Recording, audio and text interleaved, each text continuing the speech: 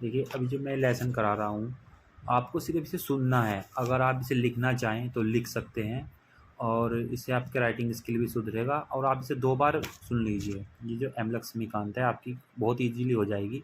कभी घूमते हैं, फिरते हैं, आपकी आँखें थक गई हैं पढ़ते-पढ़ते, आप ईयरफ़ोन लगाइए और इसे सुन लीजिए बस। सुनने मात्र से ही आपका काम हो जाएगा। इसमें जो चीज़ आपको नोट करने की हैं, कुछ पॉइंट होते हैं 2-4, उन्हें आप नोट नोट कर लीजिएगा। राइटिंग स्किल सुधारना है तो राइटिंग स्किल आप इससे आराम से अपने अकॉर्डिंग आप इसकी वॉल्यूम एडजस्ट कर लीजिए। हो सकता है कि मेरी वॉल्यूम कुछ ज़्यादा हो, क्योंकि मैं ऐसे ही पढ़ता हूँ। आप इसे अपने अकॉर्डिंग कम या ज़्यादा कर सकते हैं। लिखना है तो थोड़ी कम कर लीजिएगा, और सुनना है तो अपना नॉर्मल रहने दीजिएगा। लेकिन इतनी भी मत करना तेज़ कि आप समझ ही ना पाओ बस।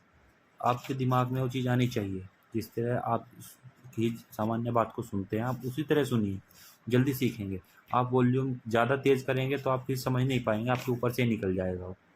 मेरी तो नॉर्मल यही रहती है पढ़ने की, मेरे भी साथ-साथ तैयारी हो रही है। मैं आपके लिए भी इसे वीडियो को भेज देता हूँ। ऑडियो की क्लास रहेगी, आप इसे ऑडियो में आप लिखने की प्रैक्टिस कीजिएगा। चलिए शुरू करते हैं आज का लेसन। जी। चैप्टर 49, राष्ट्रीय पिछड़ा वर्ग आयोग। आयोग की स्थापना। मंडल मुकदमे के निर्णय 1992 में सर्वोच्च न्यायालय ने केंद्र सरकार को पिछड़े वर्गों की सूची में शामिल नहीं होने योग्य होने के बावजूद शामिल तथा सूची से बाहर समाविष्ट होने संबंधित नागरिकों की शिकायतों की जांच के लिए एक स्थायी वैधानिक निकाय की स्थापना के लिए निर्देशित किया 1992 में। उसी अनुसार राष्ट्रीय पिछड़ा वर्ग आयोग (एनसीबीसी) की स्थापना 1993 में की गई। बाद में 102वें संविधान संशोधन द्वारा आयोग को संवैधानिक दर्जा प्रदान किया गया। इस उद्देश्य के लिए संशोधन के अंतर्गत एक नए अनुच्छेद 338 का प्रावधान संविधान में किया गया। इस प्रकार आयोग एक वैधानिक निकाय मात्र न रहकर संवैधानिक निकाय बना दिया गया। नई व्यवस्था के अंतर्गत आयोग के कार्य का विषय क्षेत्र भी व्यापक बन गया। ऐसा सामाजिक एवं शैक्षणिक रूप से पिछड़े वर्गों के हितों की सुरक्षा सुनिश्चित करने के लिए किया गया। दूसरे शब्दों में, नए आयोग का वही दर्जा बना जो राष्ट्रीय अनुसूचित जाति आयोग तथा अनुसूचित जनजाति आयोग को प्राप्त था। आयोग का एक अध्यक्ष, एक उपाध्यक्ष और 3 सदस्य होते हैं। इनकी नियुक्ति राष्ट्रपति द्वारा उनके हस्ताक्षर एवं मोहर के माध्यम से होती है। उनकी सेवा शर्तों एवं सेवा अवधि का निर्धारण भी राष्ट्रपति करते हैं। आयोग के कार्य: नंबर 1, सामाजिक शैक्षिक रूप से पिछड़े वर्गों की संवैधानिक एवं वैधानिक सुरक्षा से संबंधित सभी मामलों के अनुसंधान एवं अनुश्रवण तथा उनके कार्य संचालन का मूल्यांकन। सामाजिक शैक्षणिक रूप से नंबर 2, सामाजिक शैक्षणिक रूप से पिछड़े वर्गों के अधिकारों की वंचना तथा सुरक्षा से संबंधित शिकायतों की जांच और अनुसंधान करना। केंद्र तथा किसी राज्य में सामाजिक शैक्षणिक रूप से पिछड़े वर्गों के सामाजिक आर्थिक विकास में भागीदारी तथा उनके लिए सलाह देना, साथ ही उनके विकास संबंधित प्रगति का मूल्यांकन करना। इन सुरक्षा उपायों का एक प्रतिवेदन भारत के राष्ट्रपति को प्रत्येक वर्ष तथा जब भी वह उचित समझे सौंपना।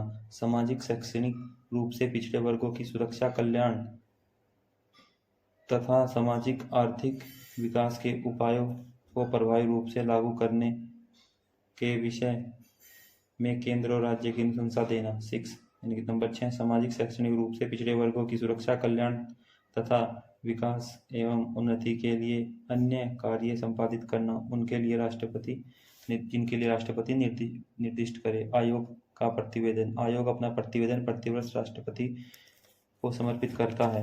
इसके अतिरिक्त वह यह आवश्यक होने पर अपना प्रतिवेदन उन्हें समर्पित कर सकता है। राष्ट्रपति ऐसे प्रतिवेदन को संसद के समक्ष प्रस्तुत करते हैं। इसके साथ ही आयोग द्वारा अनुशंसाओं पर भी की गई कार्रवाई का विवरण भी एक ज्ञापन में संलग्न होता है। ज्ञापन में जिन अनुशंसाओं पर कार्यवाही नहीं की जा सकती, उनके बारे में कारण भी स्पष्ट किया जाता है। राष्ट्रपति आयोग द्वारा प्रेषित किसी राज्य से संबंधित प्रतिवेदन को संबंधित राज्य को अग्रसारित करते हैं।